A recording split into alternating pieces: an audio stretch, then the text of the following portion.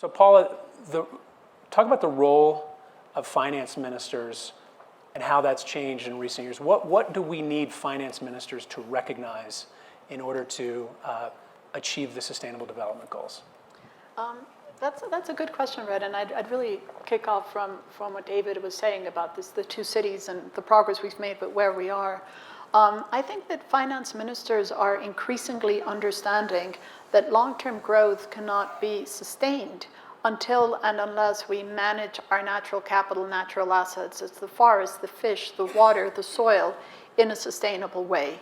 And there's a growing understanding, I think, that conventional measures of growth, like GDP, are really very misleading, because a country can grow over the short term by running down its natural capital, but that kind of growth cannot be, forget about sustainable, it can't be sustained.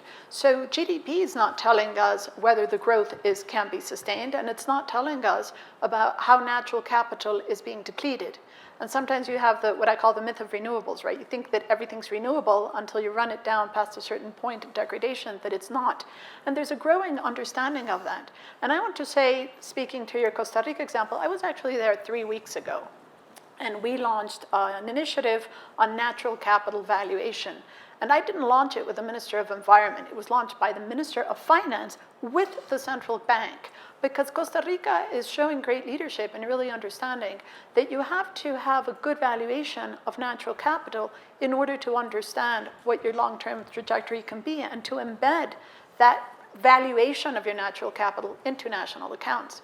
So increasingly what you're seeing is that there's a sense of recognition that if you can have a valuation of environment and natural resources, that actually leads to better social and economic decisions for development. And if on top of that you factor in climate change, which is really bringing a lens on the fragility of a lot of these ecosystem services, water, soil, pollination, as well as the state of the natural resources. Think of all the fires that we're seeing right now in the forest sector.